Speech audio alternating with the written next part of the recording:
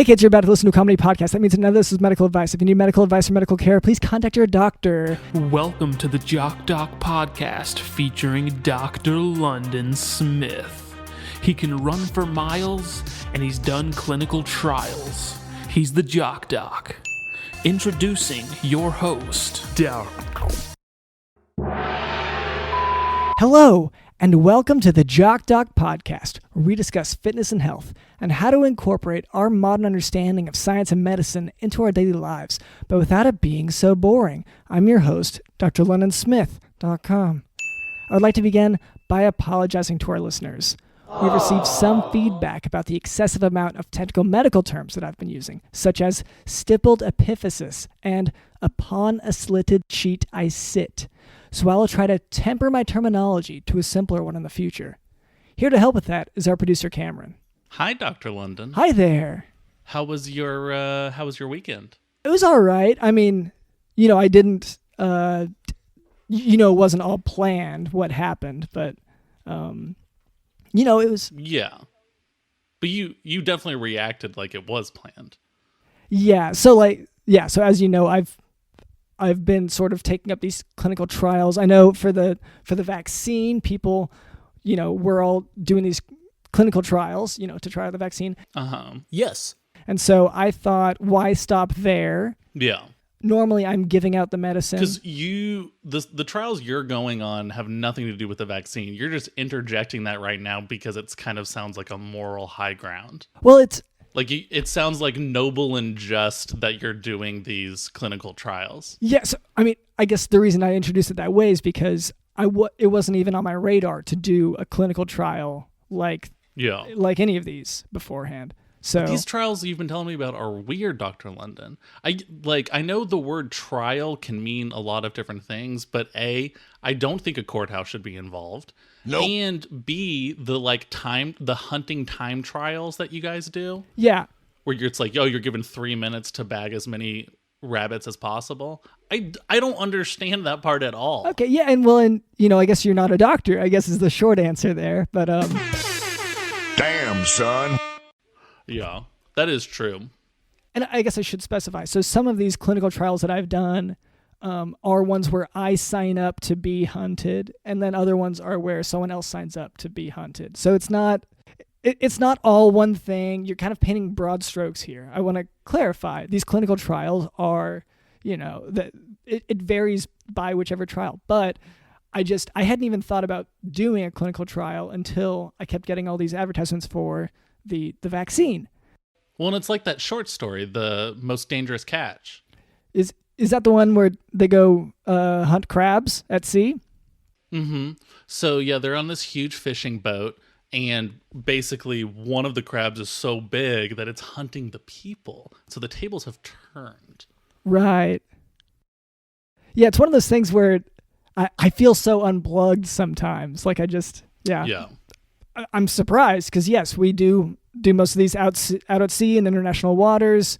There are a lot of legal things that you can really get around that way to do these clinical trials. But yeah, so when you asked how my weekend was, so the ship did sink, but I made it back ashore. So I'd like to think that it wasn't exactly according to plan. It was a successful trial. Yeah. Oh, I made it back. And that was, I guess, what you guys were testing? Yeah, safety.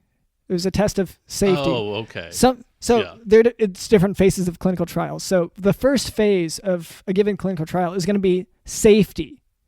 And then you test efficacy. Right. So this one is saying, can this pill be taken if you're on a sinking boat? Yeah, I will say it was just, can this pill be taken? Because the boat... Oh, yeah. That was the part that, People don't know this, but testing medicine is very similar to how, cavemen back in the day would test different types of mushrooms to see what's poisonous and what's not. And by that I mean you just take them. No one knows what's going to happen at first, and then you whittle it down. The trials usually start with you have 300 pills, mm-hmm. and you're just kind of trying them, and different things are going to happen, and then you whittle out these make this thing grow, these make this thing go away, this stops this thing. to some extent, this is, we're getting a little bit into pharmacology here, which is a bit complex for where we're at. Just to make clear, it was just the first phase of the clinical trial, so it's not. Okay. Thank you for telling me about your weekend. Yeah. I don't want. I don't normally try to talk about my personal life so much. Yeah. But of course. Well, and because most of it lately has just been this. Yeah. So. Yeah, which been a lot of. Well, sometimes I tell people it's vacation, but really, yes, it's going out to sea to swallow a pill and see if I make it back. Yep. Also known as the ultimate trial. So, anyway, so that was our producer Cameron. Also with us is Digital in the House. Clinical trial.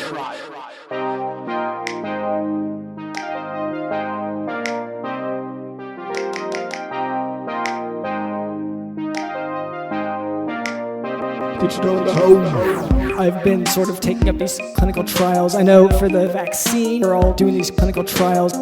I've been sort of taking up these clinical trials. I know for the vaccine, we're all doing these clinical trials. I've been sort of taking up these clinical trials. I know for the vaccine, we're all doing these clinical trials. I've been sort of taking up these clinical trials. It wasn't even on my radar to do a clinical trial. Clinical trial.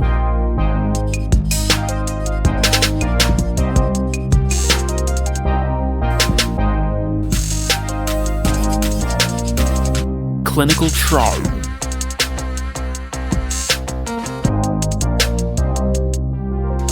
Clinical trial.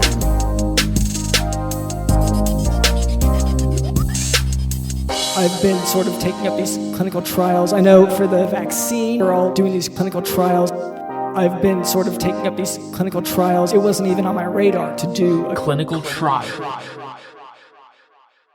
And later, Cameron tells me that we can expect a special guest. So that's right, Dr. London. I mean, I have to assume every week someone shows up and is a guest. Usually you find them somewhere, right? Like I definitely have been telling you that. But I would say at least half the weeks I say that we have a guest and I have no idea what's going to happen, and thank God someone just drops by. Okay, yeah, like because there are definitely times whenever people were in full, pizza delivery uniform, and I thought, okay, is this a doctor? But they do turn out usually to be pizza delivery driver. Okay, but before we move on, I would like to address a bit of listener feedback. I found this note written in it was written on my big white fence. That is to say, it's written on the big white guy I know who sells stolen goods. The note reads, quote, "That was not me. Deborah had the rash, and she is telling everyone it was me. I do not affiliate with her and her rash. You take someone to the doctor to be helpful, and this is what you get. Lesson learned. Tell Deborah." End quote. So, first of all, thank you for reaching out to us at the Jock Podcast. I don't always read what's written on my fence. I'll say that now. Yeah, but it sounds like one of your patients brought in a friend or family member who had a rash, and they're mad that you helped them. That's what I'm getting at. It is. Granted, my patients do know that the best way to communicate. Some people do it through a sort of a patient portal messaging system. For me, it is, put it into your newspaper, like at the crossword puzzles, yes, license plates, that kind of thing. But this one was a little bit more direct in that it's written on the fence that I know who sells the stolen goods.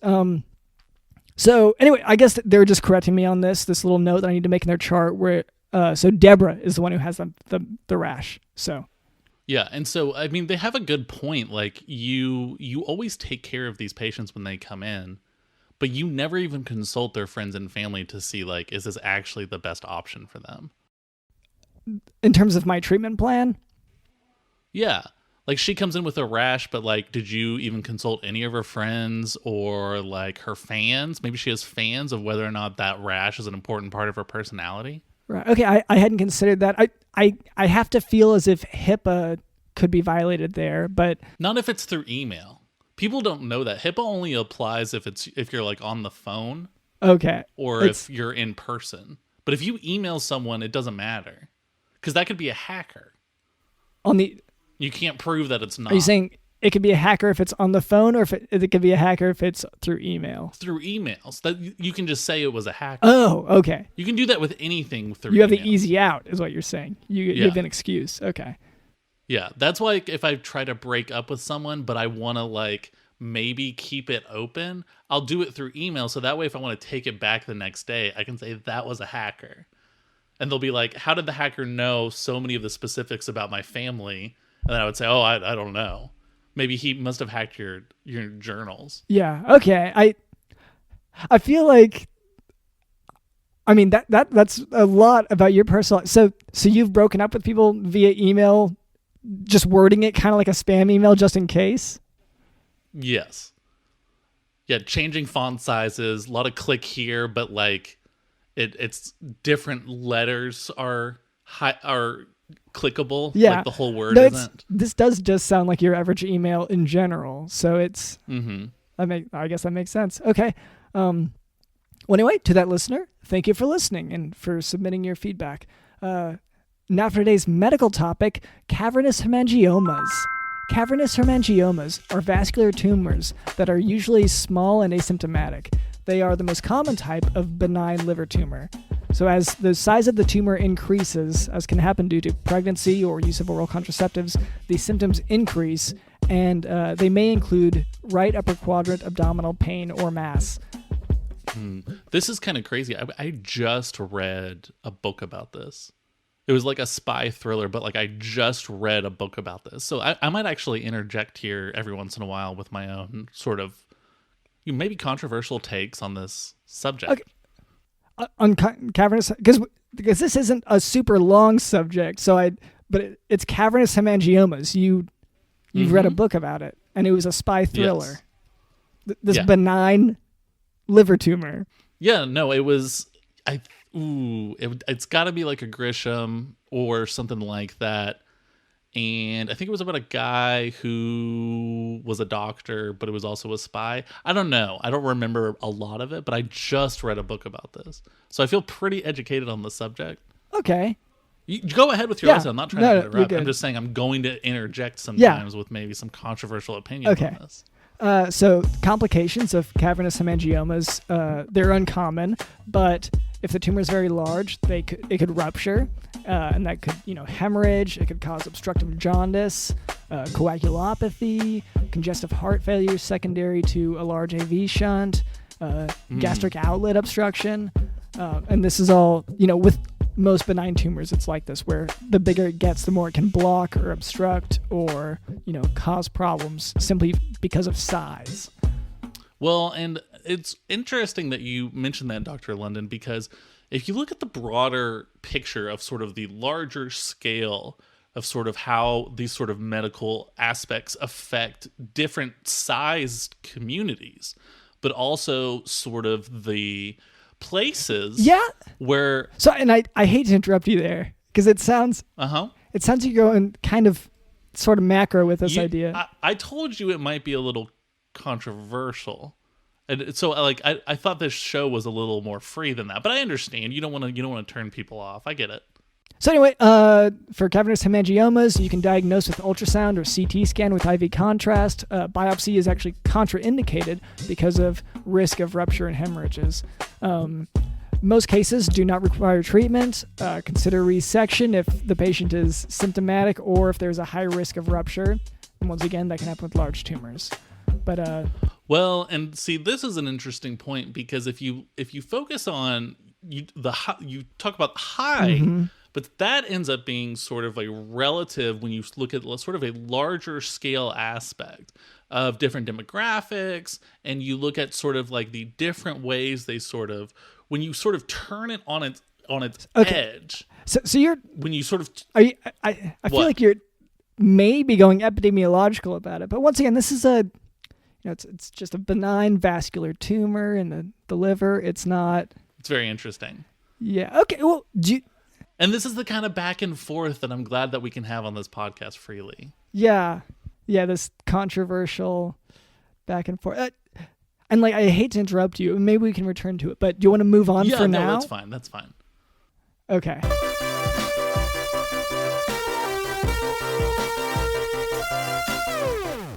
All right, Cameron, you said that we have a guest today. Is that right? That's right, Dr. London. Or again, I have to assume when I'm going to turn around right here, there will be someone in the guest chair. Yeah. Okay. So do we want to do that right now? Ooh. Yeah. No. I think I'm ready. Okay. Okay. 1, 2, 3. Whoa. Whoa. Greetings, gentlemen. Hello. See, I told you, Dr. London. It always works out. Okay. Yeah, just like my clinical trials. Well, hello there. My name is drlondonsmith.com, and this is our producer, Cameron. What was your name? Hello, Dr. London. Hello, Cameron. My name is Dr. Charbriel Byrnne. Hello, doctor. Great. Great job, Cameron. Normally we don't have as many doctors on here as I would like. So, I'm a psychoanalyst. Okay. And I can already tell just from the first 12 minutes of your podcast that the two of you have relationship problems that run deep. That is definitely true. I mean, yeah, there's no reason to deny that at all. Wow, this is This guy sucks. Okay. It's Who, me? No. Oh, you mean Jack London? Oh, yeah, Dr. London is just... It's just... Sucks is probably maybe too harsh. What's a different way to say it? Is there a way to affirm your feelings without hurting his? I don't think that's possible. Yeah, that's going to be difficult. But we could say maybe like... I think if it was a group setting of maybe like 30 or 40 people, maybe that's how our relationship should be going forward. So you're saying you want to be exposed. What is it you want to expose, Cameron? Ooh, what do I want to expose? Well, so there is this one thing. So my grandfather was sort of around when JFK was shot, and I don't want to say that he was like involved as much as just he doesn't want to talk about that day. Cameron, you got to look inside. Close your eyes. Okay. I'm closing my eyes. Picture the grassy knoll. Is your grandpa there? Yes. Well, then I think he was probably part of the assassination. Yeah. In his defense, his grandpa loves grassy knolls. Like every Saturday, he goes to that same grassy knoll. And I don't know if that's remembering or if it's just enjoying. Because grassy knolls historically are nice places to visit. That's true. He just likes to roll around on it. And, I love the grassy knoll. Dr. Lynn and I have visited Dallas a few times, and I like how that site just has a big, ugly, yellow, like sign that just says the grassy knoll that costs maybe $15, and that's how that city recognizes a very historic location. You'd think they'd decorate it more or say something a little more significant. You think there would be... I think there's a plaque and a statue, and then there's a guy there every single day passing out conspiracy pamphlets. I think which is what would help... all of this is very, very true. What would help for me is if every year they put in another grassy knoll for every year since this mystery went unsolved. That's what would benefit me, I think. Like Dr. London, that's ridiculous. That the city would be full of grassy knolls. I mean, what's it been? 50-some years. Yeah, but from your accent, it sounds like you're probably from across a pond where there are many grassy knolls.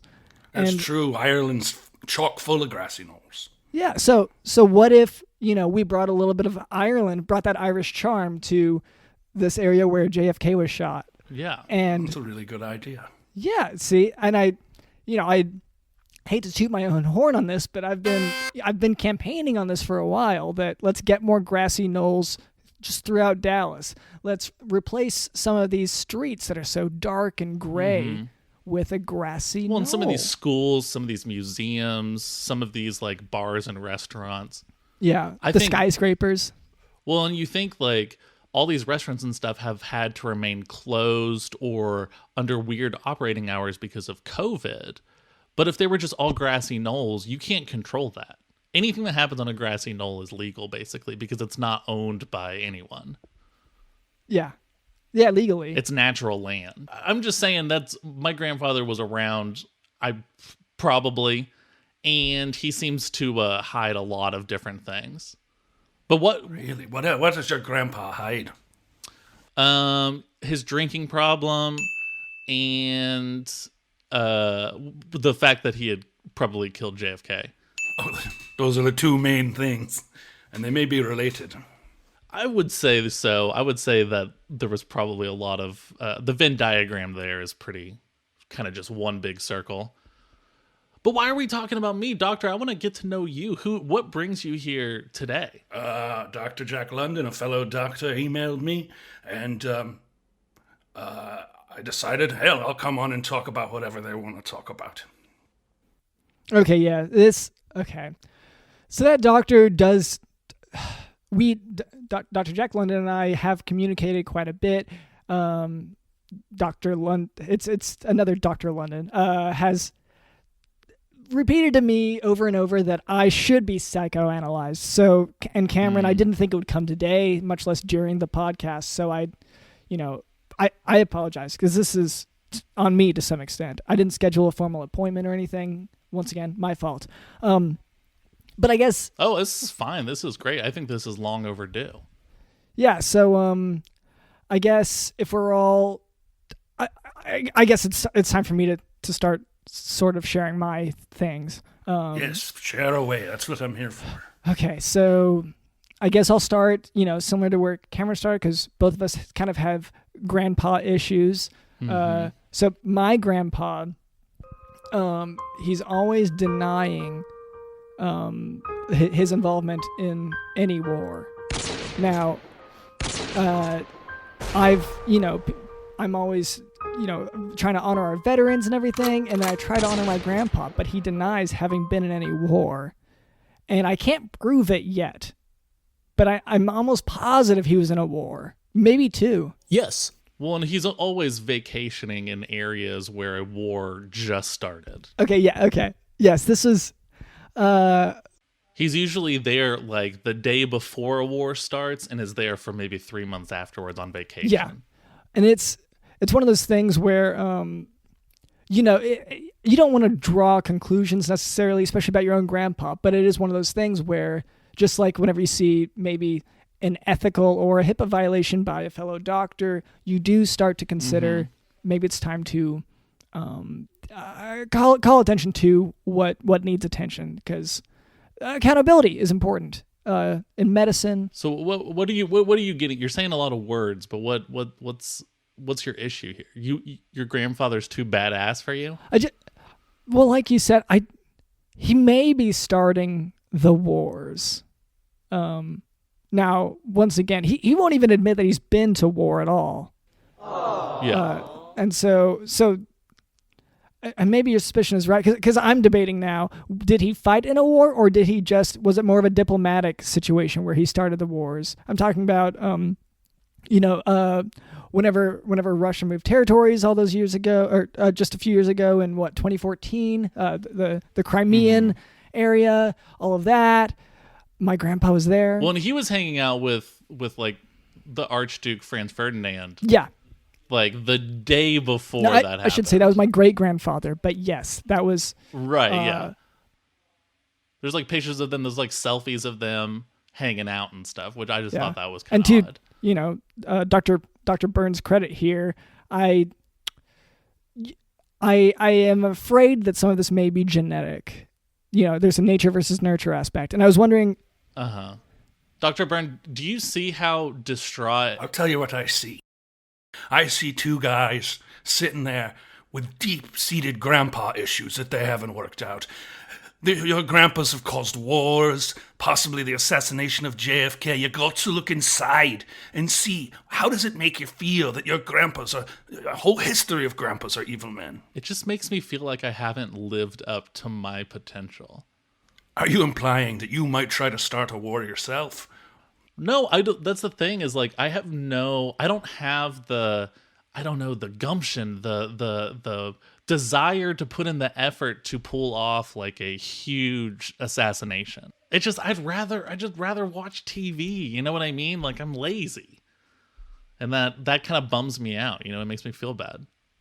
Well, Cameron, you got to think you're mixing up what you see as laziness with being a morally responsible citizen. That's good. You don't want to start wars. Well, okay. I feel like enough of maybe it's just my family history, but like to some extent, I'm kind of Cameron has a very odd approach to these things where he will intentionally try to bumble into starting conflict. So he won't. I don't think Cameron would assassinate anyone, but would he? You're saying when I go on Bumble and match with people and then start yelling at them? And That's just funny. That's just fun. Yeah, well, it's just... Start accusing them of things. You know, it starts out small. I'm sorry, Dr. Byrnne, this is your profession more than mine, but in my opinion, you know, he starts small with dating apps. When you escalate the conflict further, then could that... It could lead to an assassination of a... Well, Cameron, you got to ask yourself why. Why are you bumbling and then yelling at the people? What relationship from your past are you recreating? Oh, man. What relationship from my past am I recreating? I don't... Unless we get the help we need, we recreate the same relationships over and over. Yeah, that was Freud said that. That's right. So, I don't know. I would say maybe like my relationship with my dog or my relationship with my pool. Like I have a contentious relationship with my pool. How so, Cameron? Well, the skimmer keeps getting a bunch of leaves in it, and again, I want to reiterate how lazy I am, so I don't like cleaning that out super frequently, and you're supposed to do it like all the time. And I feel like the pool pit's a no effort to just take care of that stuff on its own. Well, you got to ask yourself, Cameron, what relationship are you recreating with your pool?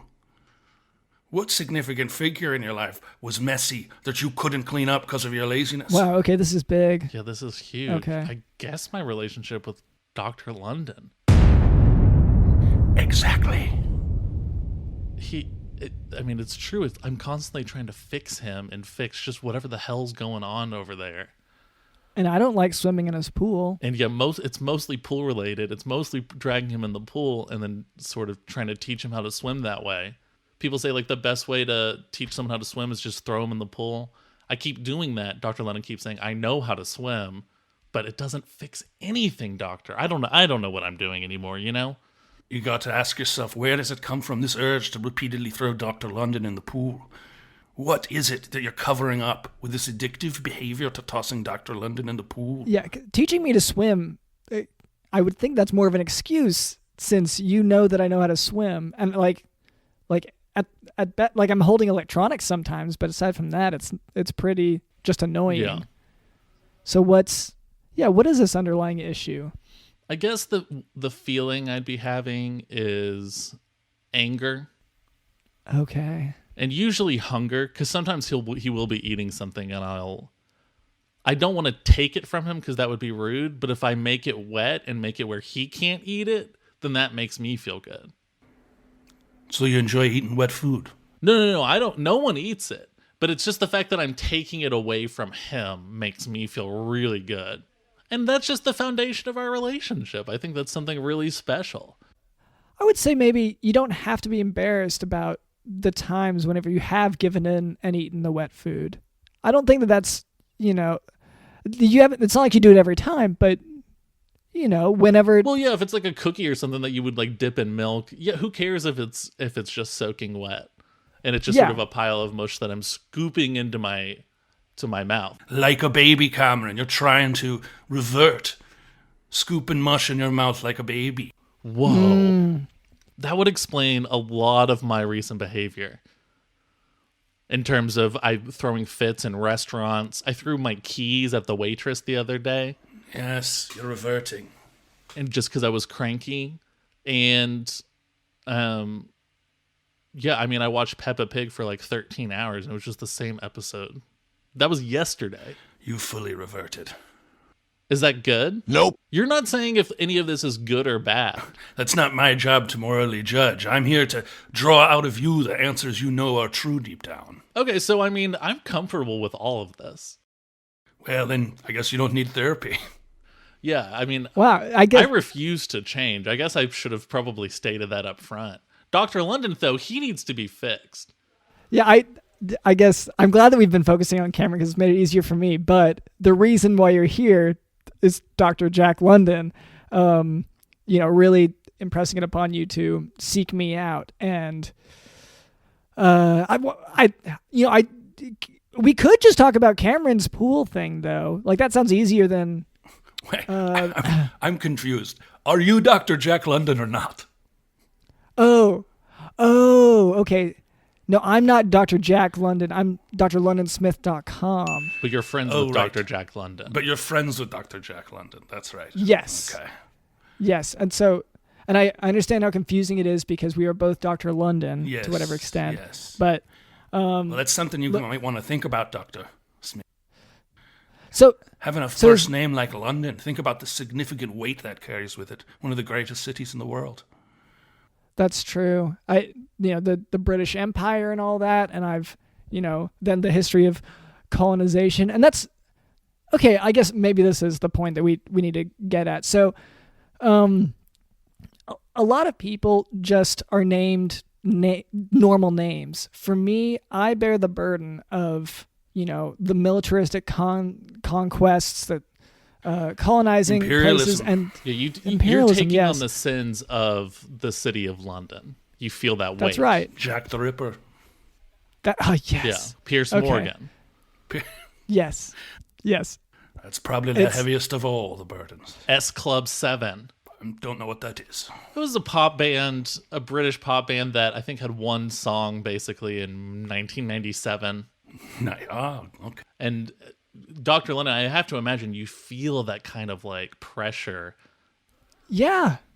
No, it's the it's shame one of those of a things sophomore slump is just sort of resting on your shoulders every morning when you get up. Maybe it's one of those things like I can really, when I've met people named Paris, whenever I read, those the mythology books, the Paris character invading Troy, whatever. These characters I relate to, but if they don't have a city in their name, I just don't see them as being on my level of in trauma and psychological pain. You're saying like someone named Paris isn't going to experience the same level of trauma that you do being named London. No, I'm saying only someone named Paris would. Okay. I'm saying you have no idea what I go through.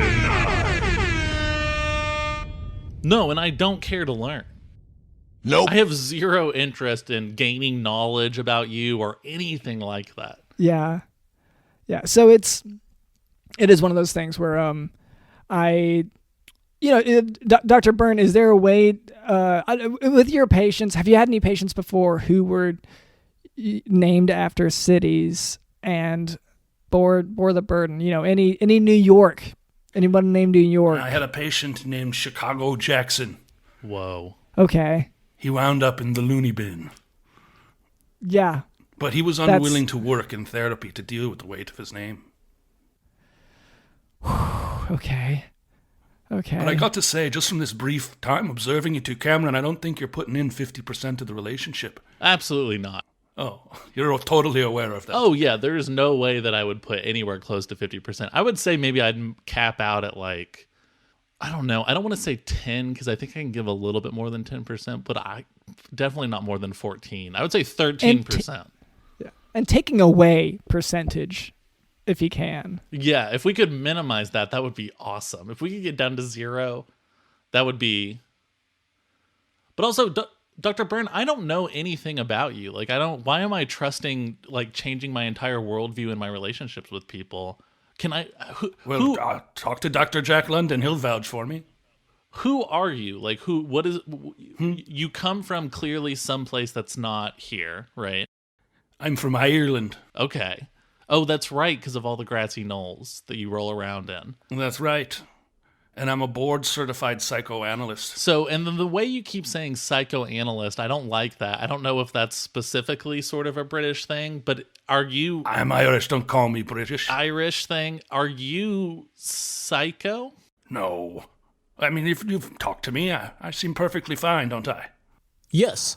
Well, I guess. I mean, again, I know nothing about you. You've only sort of asked questions, which I love, because I do love being asked questions. Well, that's what a psychoanalyst does. He or she asks questions and guides you to see the truth about yourself. That's true. But it's just, you're sort of just avoiding telling us who you are by then asking a question. We asked, are you psycho, because of the way you keep saying psychoanalyst, and then you said, you don't think I am, do you? Well, do you? Well, just to clarify here, we didn't ask that. That was Cameron asked the question, are you psycho? Which that's not a question that I usually ask whenever I'm getting to know people. Yeah, I guess that's I know that is your go-to question when you're getting to know people. Yeah, like a first date. Yeah. On your Bumble. Yes. Oh, yeah, I'm definitely yelling, are you psycho at people? Or, I mean, usually I'm not asking, I'm accusing. You are psycho. Stop stalking me. These people I've just started speaking to. So, Dr. Byrnne, could you, just to, I guess, give comfort to Cameron on this, could you tell us maybe just some of your hobbies? We just want to humanize you for a second before, it just seems like Cameron's really uncomfortable with this. Yeah, just sell yourself to me, and then I'll trust your advice, and then change my entire belief system to whatever you want. Okay, well, which do you want? You want me to list my hobbies, or do you want me to list my credentials? I want to hear hobbies, and I want to hear the fastest you've ever ran. My hobbies? Football, or soccer as you call it. Right. Rugby. Sea fishing. Reading. Okay. And the fastest I've ever run was 100 miles an hour. Whoa. Was that recent? No, it was in another life. Years and years ago when I was in a different profession. Okay. Okay, so it was in a different profession, but not another life. Because for us, we're going back to our grandpa's lives. Yes. That's what you got to do. Yeah, for you, was it your grandpa's life that you ran 100 miles an hour, or was it your own? It was my own life. I meant it metaphorically. Okay. I just wanted to make sure. I was living a different life back then. Yeah, I want to hear more about, you're talking about an old profession here. I don't know very many professions that involve running beyond sports. Well, let's just say there's a few criminals off the streets because of me. Were you... What that brings to mind is either you were an officer of the law or a vigilante. I was a vigilante of sorts, but the kind that wears a cape and can fly. Yeah, okay, so this... Oh, okay, so the speed thing is... That was honestly a great question. I feel like I nailed that question. That was really good. So so you're talking about you can... Why would you... If you have the capability to fly, why would you pivot to a medical profession? Well, you got to go to school. That's what they tell you. I was in school. I had to pick a major. I went with psychoanalysis. Yeah. Okay. Because I do remember reading. Especially as bearing the burden of London, being so close in proximity to Ireland, I keep up with this kind of news. So there were a lot of vigilante reports years ago. Someone who could run remarkably fast, someone who could fly. Well, you're reminding me that's only half the story, because there was a shocking amount, like the rise in vigilantism was corresponded with the rise in dog nappings as well. And it was like super weird how they all happened in the exact same location. So the criminals were being taken care of, but there was someone sort of snatching these dogs and doing God knows what with them. So, Does any of this sound familiar, Dr. Byrnne? I remember the dog Scourge. Of course. I always wondered who did it. But some things we'll never find out. Yeah, it sounds like you were around pretty much every single time these dog nappings were going on. So surely did you not see anyone familiar that maybe you saw in multiple locations? Because we could get to the bottom of this. That'd be huge.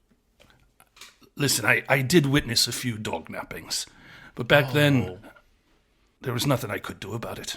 Yeah, because it's not really a crime, so you can't stop it. I don't know for sure if that person owns that dog or not. The dog can't tell me, this isn't my owner. Yeah. That's what people don't know. Like that guy who shot Lady Gaga's dog walker. You can steal dogs anytime you want. Like, it's completely legal. Right. Because, again, dogs are owned by nature. That's a good point.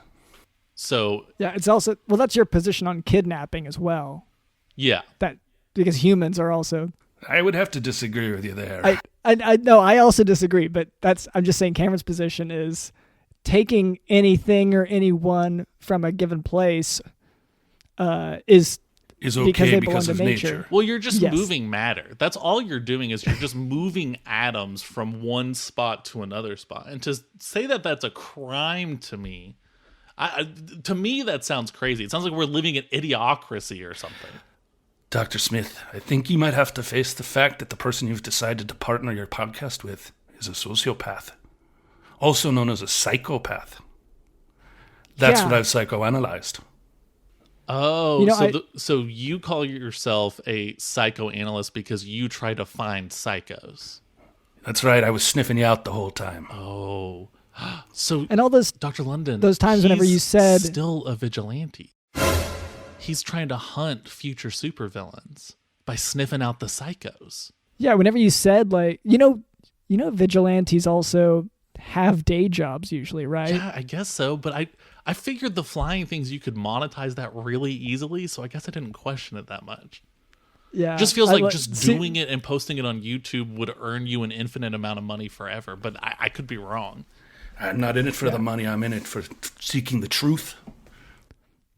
Yeah, in this case, letting a podcast host know that he's his producer's a sociopath. Yeah, and then I might turn into some sort of super villain that is pitted against you. It's very possible. But that's one thing. Just because I'm psycho doesn't necessarily mean that I'm evil. Like, just because, yes, I am trying to block out the sun, that I feel like that's going to be helpful this summer when everyone's a lot cooler. That's not for evil reasons. Yeah, I gotta tell you, I disagree with you on that. I think people like the sun. They gotta get their vitamin D. You're gonna deprive them of their vitamin D.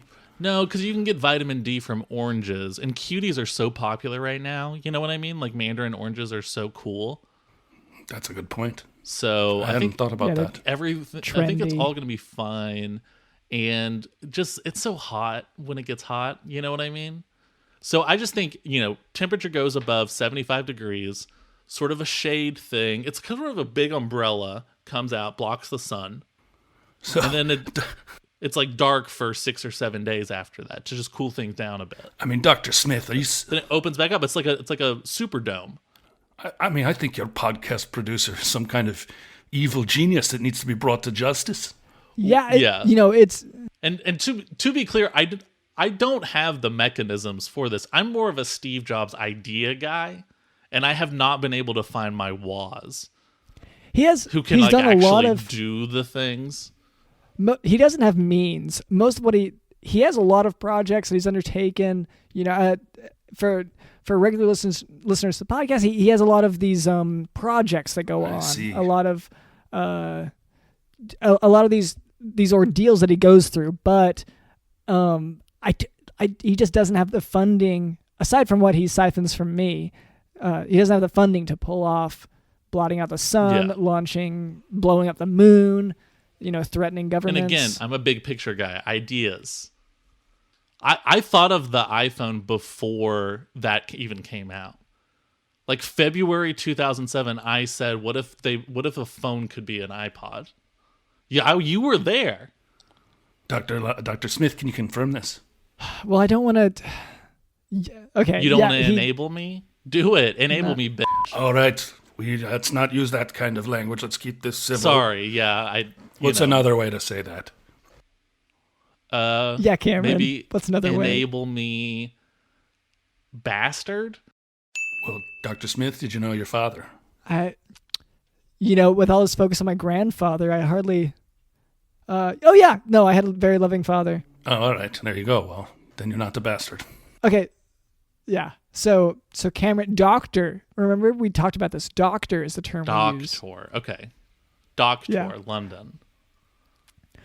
Well, and I feel like we're hitting a really good spot here. Maybe it's time to focus on chores a little bit. God, do we have to? We've covered so much ground. Granted, Doctor.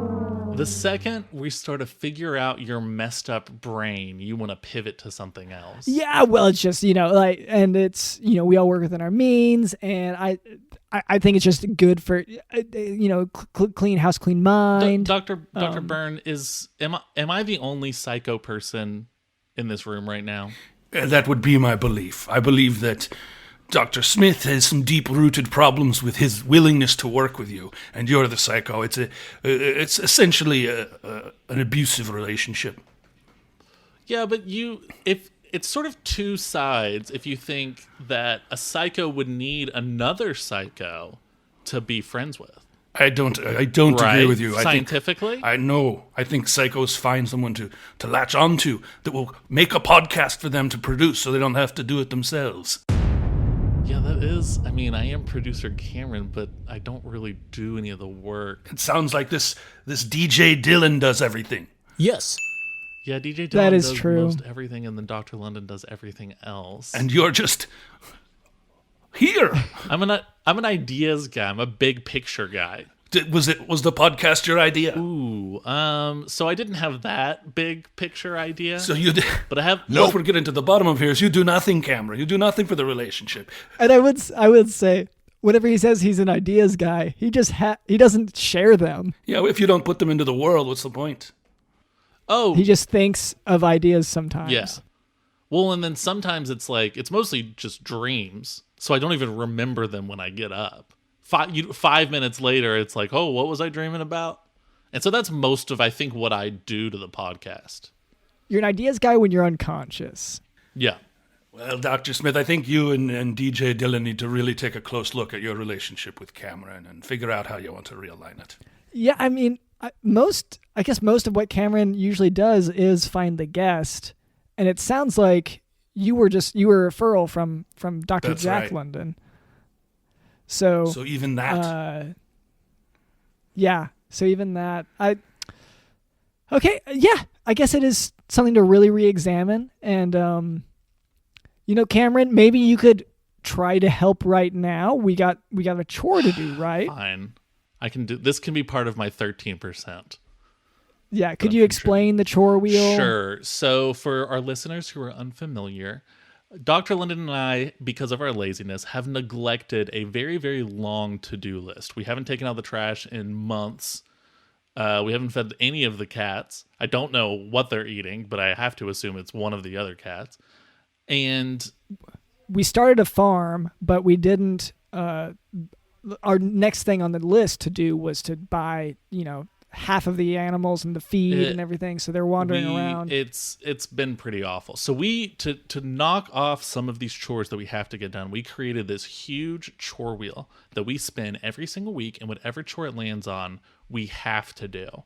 And Dr. Byrne, would you be able to join us and sort of help out a little bit? Absolutely. Hopefully it's not something like mop the floors or something like that. But if it is, you kind of have to do it. So well, psychoanalysis can apply to anything. Okay, perfect. Okay. Even mopping. Okay, so actually, would you give the wheel a little bit of a spin? Here we go.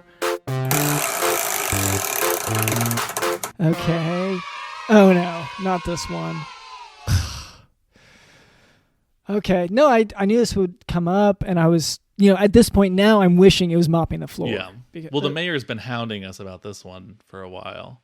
So the mayor did call us up a while ago. We've, he follows the podcast, and he tells us, you need to really appeal to children more.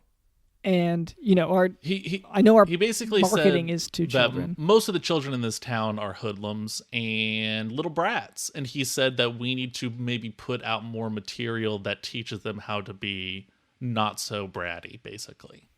Mm-hmm. And so, so that's he brought us in to write a children's book. Yeah, specifically to teach a valuable lesson. Yes. And so we got to figure this out. We're going to just knock this out really quickly, because otherwise the mayor is going to be super pissed. And so we need to, all right. I mean, how do we even start this? I have zero idea. I've never read a book or written a book, or I don't know. I thought you were the big idea guy. Well, yeah, but my ideas they're so large that they couldn't fit in a book. Let's stick with what you know, though, Cameron, because what you know is that your ideas happen while you're asleep. So maybe it could be a going to sleep type book. Okay. So Yeah. it's a book about going to sleep, or like a book about what happens when you go to sleep, or what's the valuable lesson being taught? I mean, sleep is super healthy for you. Okay. In the right doses. So maybe it could be, this could be one of those things, and I know this is kind of weird for children's books, but it could be one of those books that's kind of oriented towards children that are going to sleep. Like you read them a book before they go to sleep. Just kind of like a bedtime story. Yeah. I'm not familiar with the term, but Oh, okay, yeah. so this is So I guess you lost me there. What you're wanting is a book that's so boring that's going to cause even a fussy little bratty child to pass out, as if he took a pill. Yeah, or I mean, maybe not boring, just something that will knock them out. You know how, like I said, a pill that you take before you go to bed. Anyway, something like that. Oh, okay. So then maybe the book should just be about the different kind of like maybe about like a little kid who every time he takes a fun sleepy time pill, he goes on a fun adventure, right? Okay. And that teaches kids to take, a Benadryl every single night before they go to bed. Right. Okay. Dr. Byrnne, are you feeling this? Is this? Look at what's happening. You're working together. Wow. Okay. Chores are helping you to work together.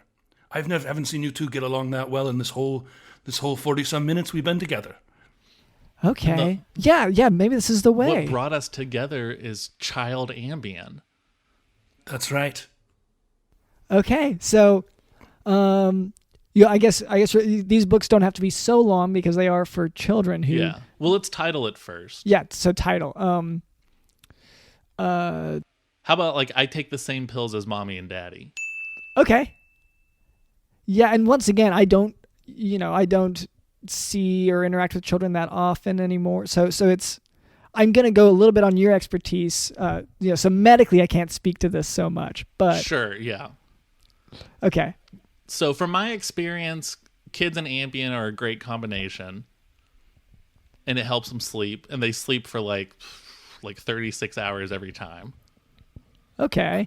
You do know that I am sworn to turn, if anyone confesses a crime to me, I'm sworn to turn them in. Yeah. Sleepy children is not a crime. I know for a fact that children being sleepy is not a crime.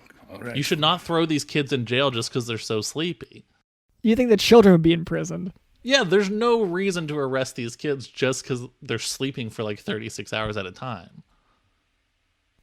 I mean, Dr. Byrnne, I just want to make sure on that. Like, are you agreeing with him on that point, or? Absolutely not. No. Okay. I'm saying that Cameron insinuated he was going to give pills to children, and I'm saying that because of my Hippocratic oath that I believe you, Dr. Smith, must also have taken. Yes. That if I find out someone's to be harmed, I've got to turn them in. That's right. And thank you for holding me to it, Dr. Byrnne. We're not passing out Ambien to these kids. We're just, in the book, the character is taking one of his mommy's Ambiens. I think this is a bad lesson to teach children. Okay, and it doesn't help that this podcast is heavily marketed towards 6-year-old children. I just wanted to say I spent some time in Liverpool too. That's why my accent is flying between Ireland and a beetle. Okay, yeah, I am. Now that you mention it specifically, I am hearing it. But yes, that all tracks. Okay, so so the book starts out. Tommy Boy is wondering what to do for the night. Okay, Tommy Boy is thinking, and this is a reference to the movie. This is the younger version of Tommy Boy. The Chris Farley type. So. Tommy Boy is looking around. What should I do for bed? And he sees... Now, do you think it's appropriate to have a Chris Farley type who is also maybe taking pills? That's good. I'm glad we have so much accountability on this podcast. That's something that we've been missing. I don't mind it. I'm just asking if that was a good idea. I'm going to have to go with Cameron on this one. I think both of your guys' ideas for the book are very dangerously close to causing children to hurt themselves. That's definitely not true. I'm just more, I don't want to upset the Farley estate. Okay, yeah, that's... and I guess for whatever reason, Tommy Boy's the first boy name that popped into my head. But maybe let's go for something more Tommy Cruise. What? Tommy Cruise, maybe. Okay. Tommy Cruise. Yeah. Okay. I was going to say, let's just go gender neutral, considering the age we're in, with a less, A leaning Jean either or way. a Pat. Yes. Let's set Jean. So Jean is there, and Okay. Jean wants to go to bed. And that's because that's what every maybe- kid wants.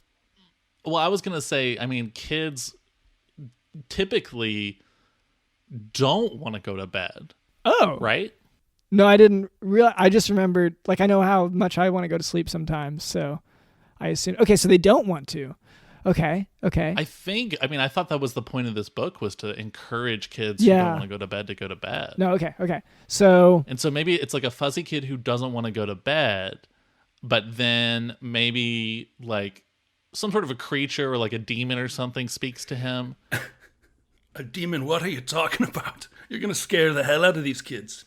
I'm just trying to imagine, like, when I was a kid, what would I want to appear before me to convince me to take a pill to enter some sort of a magical land? And the first thing that popped, like a demon-y sort of creature, maybe like a hooved guy. You're describing the devil, Cameron. No, I don't think the big guy himself is gonna like be that invested in just a random kid. You refer to the devil as the big guy? Won't he?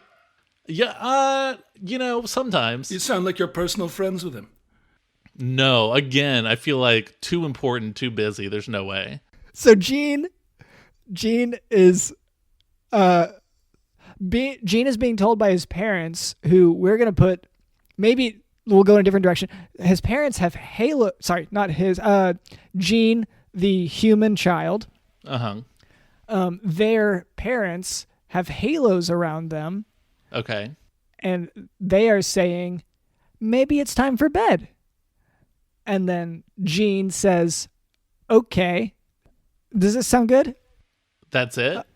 I mean, now that I'm realizing we have to walk this kind of tightrope, we can't encourage them to take pills because that might be morally bad, or ethically at least. Well, then how about the book just spends a lot of time on like different locations where pills might be found and then just leaves it at that? Okay. Then they can choose to do it or not to do it. That's up to them. Okay.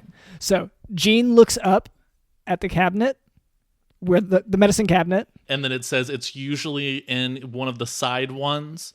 And then maybe like there's sort of instructions on like how you're supposed to press down on the lid and turn. Like you can't just turn it because that's the childproof lock. I'm going to have Okay. to jump in again. You're more or less still encouraging children to take pills. I think we're just teaching life lessons. Well, no, this is one of those things where like I'm really appreciating having another physician in the talks here, because normally it's just my guy, and maybe I've kind of dropped a little bit of my professionalism over time because these suggestions do come often. So, Dr. Byrnne, thank you. We'll incorporate this idea of maybe not telling them how to open the pill bottles. Okay, so Jean, so let's the leaving it blank might be okay. So Jean looks up at the medicine cabinet, considers, and we can write considers ... and then looks at bed, and maybe next to bed is glass of milk. Okay. Ooh, I mean, do you want to be on that side of history? You don't think things are sort of like gearing more towards veganism as time goes on? Okay. So my attempt was to find something that wasn't so controversial as a method to help a child sleep. Yeah, but you're talking about the dairy industry. Yeah. Okay. So for you don't draw the line at Ambien for a child. For you, No. it's the Cheese, milk, yeah. yeah. Okay. Yeah. Okay. So The kid just goes to bed. Kid So just it's goes a to bed. 2-page book. Yeah. The first page is the kid doesn't want to go to bed. On the second page, he's looking at a cabinet, and then he looks at the bed. So I guess 3 pages, and the third page is he goes to bed. great. Done. That was easy. I think this is Yeah. going to transform our community. This is a great book. Thank you, Dr. Byrnne. And with your endorsement. Would you be willing to put your... I'll write the foreword, or the, what's it called? The epigraph or whatever. Oh, Yes. Thank you. Yeah. Yeah. And the forward would be great. And you want to do, give us a good 3 pages of forward. Then we'll have 2 or 3 pages of book, and that'll be great. You got yourself a full book there. Yeah. All right. Well, wow. First we have to Destroy. So the chore wheel is built with a certain number of chores, and we have new chores thrown in every week. So we do have to destroy this one. So this would, Dr. Byrnne, would you do the honors? There's an axe in the corner there, and if you could just try to chop at the chore wheel, just chop it down. All right. Just chop it up, beat the hell out of it. Let me grab the axe and chop away. Oh, wow, he's so fast. He's so fast. Whoa. See, again, I feel like you're way underutilizing the actual superpowers that you have. Well, boys, I've got to be going. I see you got an open window over there with no screen. Okay, well, before you go, would you like to, share with any of our listeners how to keep up with you, or maybe you know someone with something that they'd like to keep up with? I've really been enjoying this podcast, Bald Talk, hosted by Brian Husky and Charlie Sanders. You can find it on Instagram at Bald Talk Pod. Okay, yeah, I've heard some of that. That's it's a lot of fun, a lot of funny guests as well. Had many great guests on.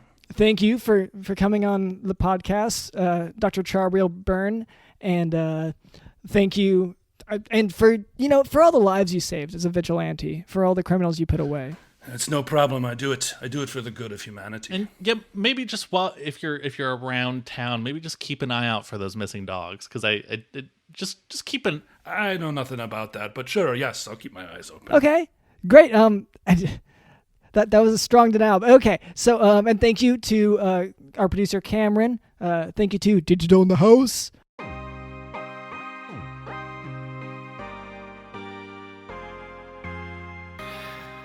Dr. Smith, I think you might have to face the fact that the person you've decided to partner your podcast with is a sociopath, also known as a psychopath. It's essentially an abusive relationship, an abusive relationship.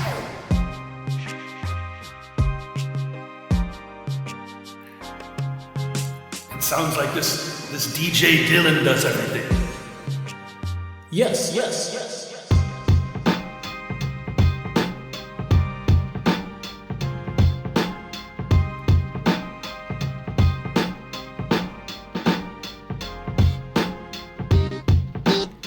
Look at what's happening. You're working together.